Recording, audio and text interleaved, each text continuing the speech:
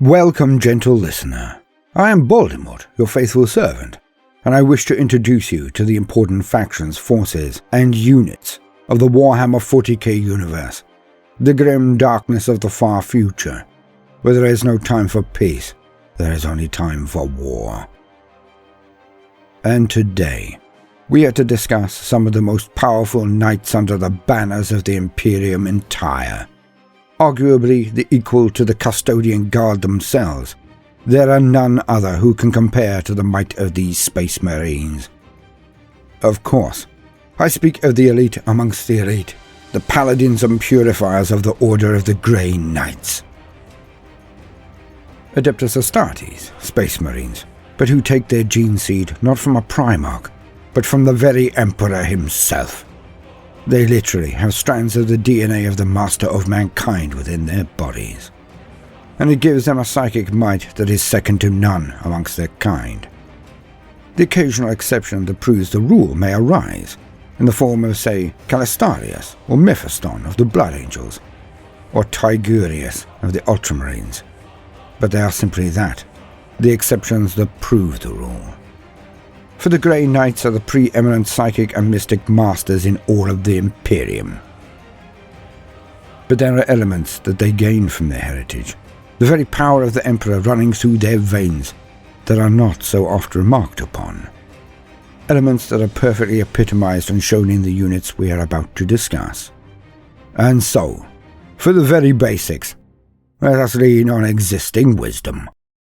To quote, Purifier Squads.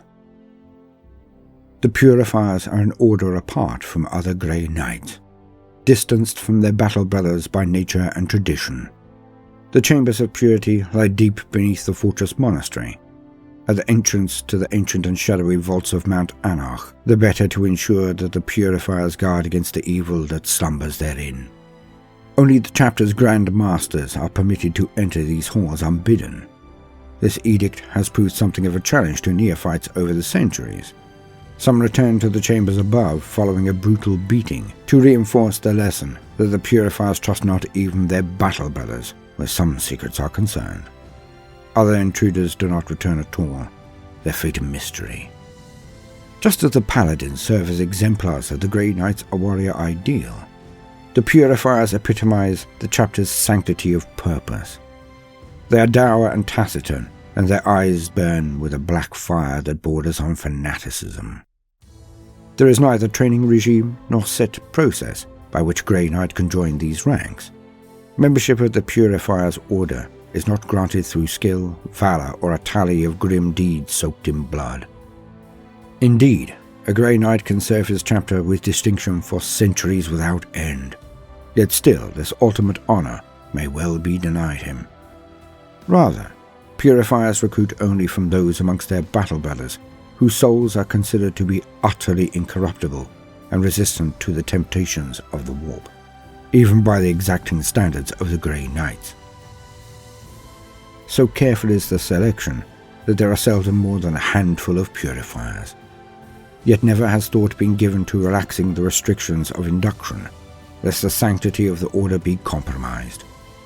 Throughout the chapter's history, the limited number of Purifiers have never yet been too few for the task at hand.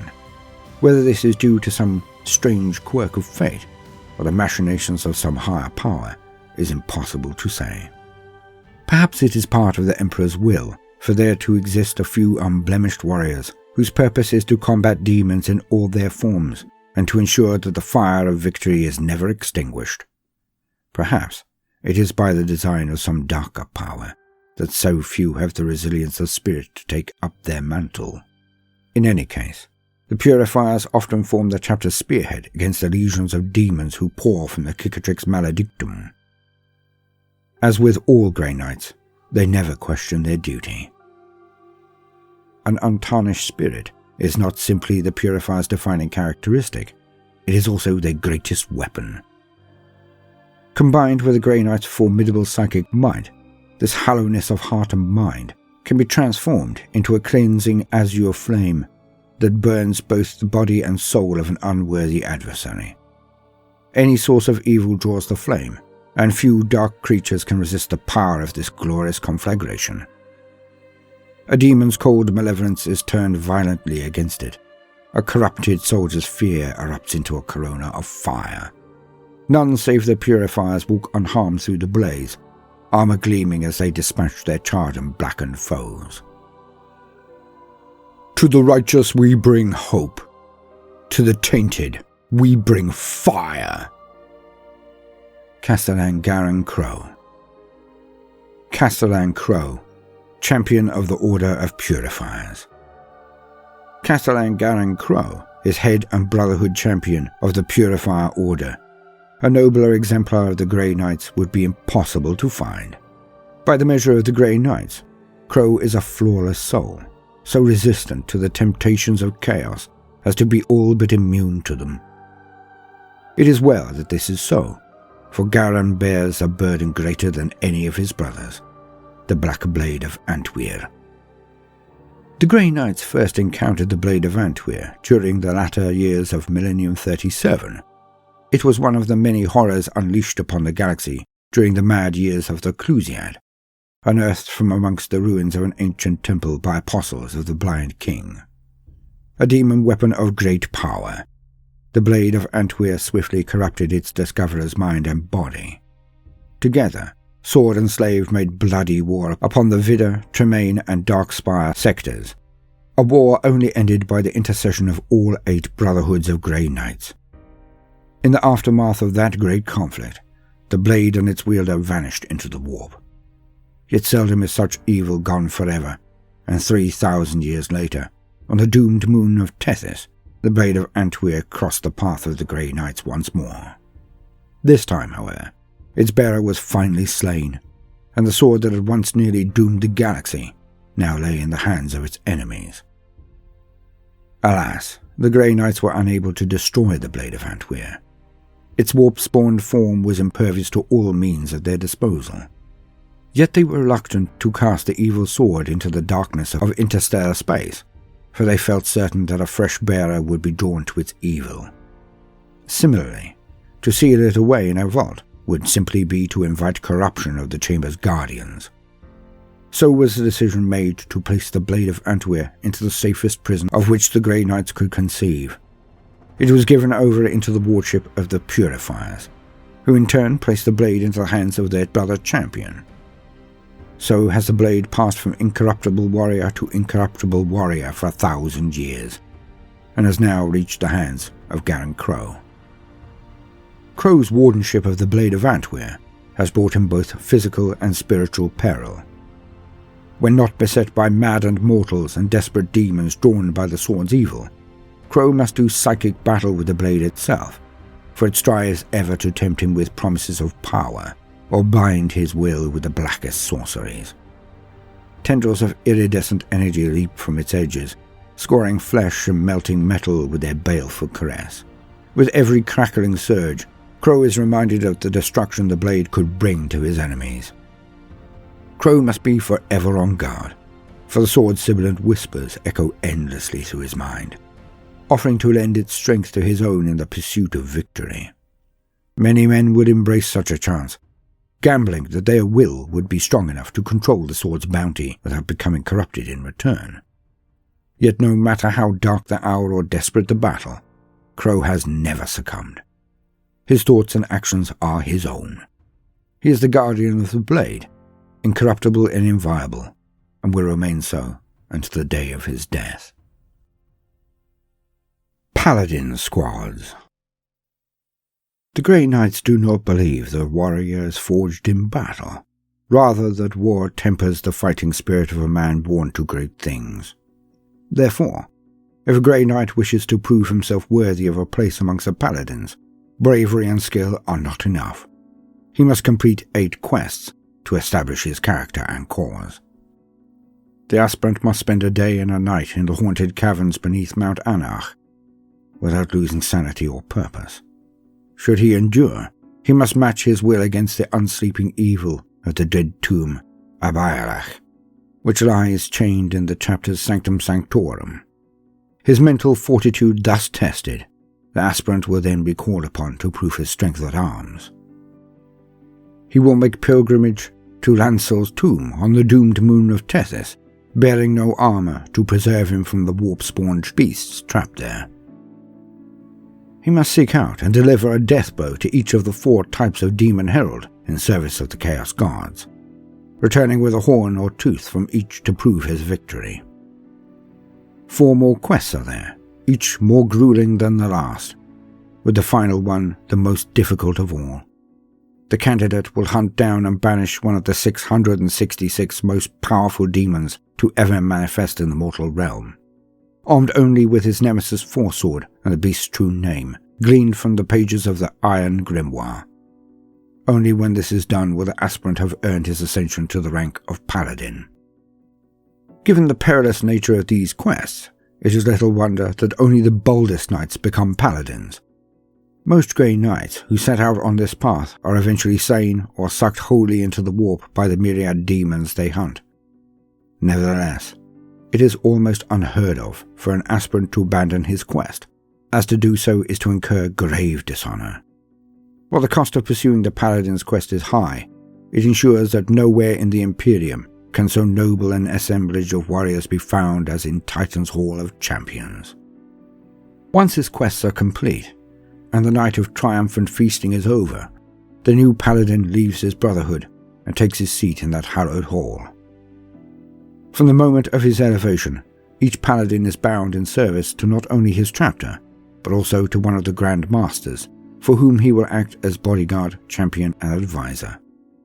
This last role is possibly the most valuable to the Grand Masters, for even amongst the Grey Knights, there are few with such extensive first-hand knowledge of the true dangers the chapter must face. Once a battle brother becomes a Paladin, his place in war will henceforth be wherever the fighting is thickest, and the peril greatest. Without a moment's hesitation, a Paladin will hurl himself into combat with towering greater demons and hordes of swarming warp creatures. He has fought mightier foes before and lived, so such an enemy has no ability to command fear in him. An entire squad of Paladins is a near impenetrable bulwark formed of the chapter's staunchest and most skilled warriors. They will readily maneuver to defend others on the battlefield, allowing apothecary to carry out their duty of preserving the chapter's gene seed, or escorting a librarian into the heart of a burgeoning demonic incursion. End quote.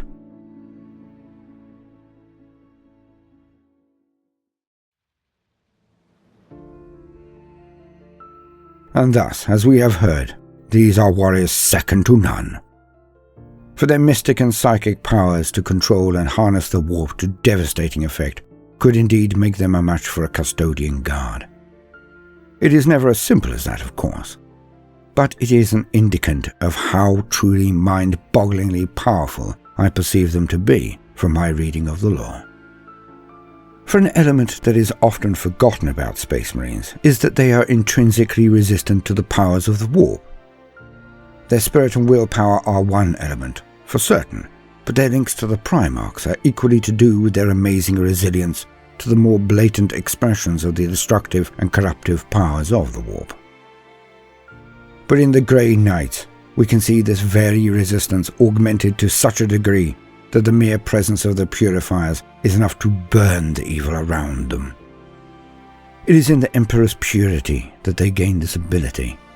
Strange as it may seem to many, as the Emperor is an astonishingly controversial figure, and your perception of him will be based purely around which of the hundreds of Warhammer novels you have read, and each one may seem to contradict the next. Some put this down to authors, some to editors, some to a lack of cohesive vision of his personage and place in the setting. I like to think that perhaps all views are correct, but that they are based on the perceptions of the person who is the protagonist of the play that is unfolding within the page that rushed by so fast, for many a Black Library book is a page-turner. But what some authors do is expect the reader to view the picture as a whole, to note that the images set out in, say, a traitor novel will not be underlined by a subtext that the voice of the narrator is absolutely taking a position as I've outlined, that they see things through the eyes of their characters, not objectively.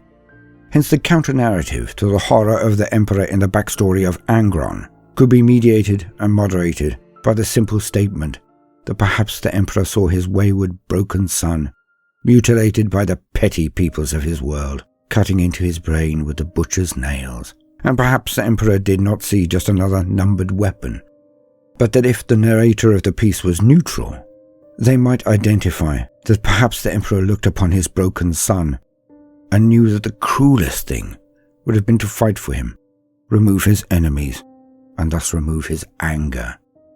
For perhaps the Emperor wept inside, seeing that Angron could not live without his rage, counterbalanced with what had been done to him, that to be kind would have been the death of his son. Perhaps he saw that the rage was all that was keeping him alive, that to allow Angron's adopted family to be massacred would entrench the kind of drive in Angron that he could not live without. Now, in no way should you construe this as any negative statement about the wonderful writers of the books which give rise to the background we all enjoy so very much. If nothing else, it is actually a huge compliment, for they have, by their choices, given us nuances that can be discussed for years to come, and that is a gift unto itself, uncertainty. But this all does have a point, because the Purifiers prove that the name given to the master of mankind by the dark gods of chaos, they dub him the Anathema, is not just lip service. For his gene seed alone can bring such resistance to the blandishments and promises of the warp that they burn away its corruption simply by being who they are, believing what they do, containing the power of the gene seed that they have. For if the Emperor is good or evil, or simpler still, something in between, then this does not detract from the fact that his chapter are the bane of the warp spawned. Nor do they just use the standard techniques and powers of the librarians of other chapters. Theirs is an occult knowledge that is the match of many a sorcerer. They use the true names of the demons they combat, if known, to form a weakness, to banish, to strike down the powers of the demonic Neverborn. And more than any human ever, even more so than their brother chapters of Adeptus Astartes, the Space Marines, the Grey Knights, shall know no fear. I have been Baldermort, your faithful servant. I hope you've enjoyed this brief introduction to Purifiers and Paladins of the Grey Knights. If so, then please do consider liking and subscribing. If you do, then hit the notifications button, as I would not want you to miss out. If you see the worth in what we are doing, then do also consider joining our Patreon, or giving the video a share if that is beyond your present scope. It would be a great boon. Now, no matter what you do today, do try to make some time for fun. Toodaloo.